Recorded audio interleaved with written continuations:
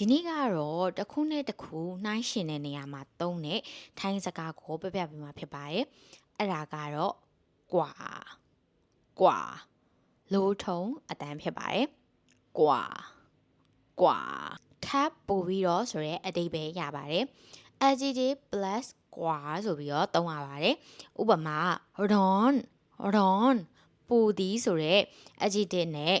ကွာနဲ့ပေါင်းလိုက်လို့ရှိရင်ron กว่าဥปมาวันนี้ร้อนกว่าเมื่อวานวันนี้ร้อนกว่าเมื่อวาน now example တစ်ခုကတော့แพง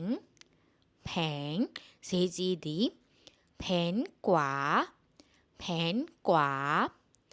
อาหารญี่ปุ่นแพงกว่าอาหารไทยอาหารญี่ปุ่นแพงกว่าอาหารไทยနောက်ဆုံး example တစ်ခုကတော့ถูกဈေးပေါ်သည်รถคันนี้ถูกกว่ารถคันนั้นรถคันนี้ถูกกว่ารถคันนั้น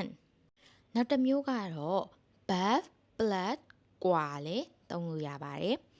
ဥပမာชอบมากกว่า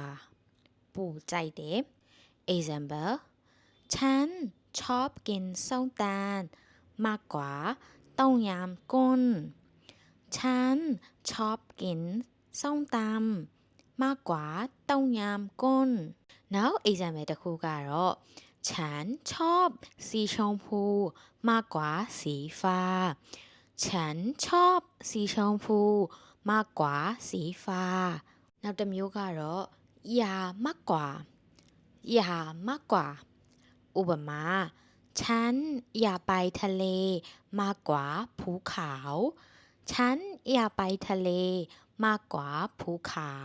ဒီလောက်ဆိုလို့ရှိရင် adjective plus กว่าနဲ့ verb plus မกว่าကိုသိလောက်ပြီလို့ထင်ပါတယ် adjective plus กว่าကတစ်ခုနဲ့တစ်ခုနှိုင်းယှဉ်တဲ့အခါမှာသုံးပြီးတော့ verb plus မกว่าကြတော့ကိုပို့ပြီးတော့ကြိုက်တဲ့အရာတစ်ခုကိုပြောပြတာဖြစ်ပါတယ်မกว่าမှာချော့မกว่าမกว่าဒီလိုမျိုးသုံးရတာဖြစ်ပါတယ်တူညီတဲ့အရာတစ်ခုကမတူညီတဲ့အချိန်မှာဖြစ်သွားတဲ့အခြေအနေနှစ်ခုကိုနှိုင်းယှဉ်ပြတဲ့စကားလုံးကိုပြပြမှာဖြစ်ပါတယ်ขึ้นသူ့ရဲ့အဓိပ္ပာယ်ကပို့ပြီးတော့ထပ်ပို့၍ဆိုတဲ့အဓိပ္ပာယ်ရပါတယ်ဥပမာวันนี้อากาศร้อนขึ้นวันนี้อากาศร้อนขึ้นဒီနေ့ရာသီဥတုကပို့ပြီးတော့ပူလာတယ်ပို့ပြီးတော့ပူလာတာပေါ့နော်ဒါကပို့ပြီးတော့ဖြစ်ပျက်လာတဲ့အခြေအနေကိုနှိုင်းယှဉ်ပြတာပါข้าวผู้ภาษาไทยเก่งขึ้นข้าวผู้ภาษาไทยเก่งขึ้นသူထိုင်းစကားပြောတာပို့ပြီးတော့တော်လာတယ်အရင်တော့တော်ချင်မှတော်မယ်အခုပိုတော်လာရဲဆိုတဲ့အခြေအနေကိုနှိုင်းယှဉ်ပြတာပါเธอสวยขึ้น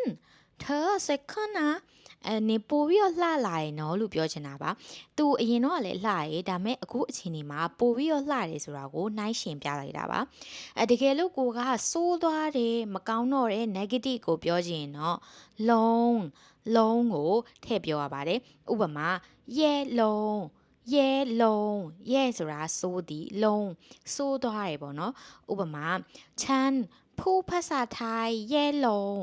ฉันผู้ภาษาไทยแย่ลงငါထိုင်းစကားပြောတာပို့ပြီးတော့စိုးလာတယ်ဆိုတဲ့အဓိပ္ပာယ်ပါသူကလည်းနှိုင်းယှဉ်ပြရပါပဲအရင်တော့ကတော့နည်းနည်းလေးပိုကောင်းတယ်အခုတော့ပိုစိုးသွားတယ်ဆိုတဲ့အဓိပ္ပာယ်အခြေအနေနှစ်ခုကို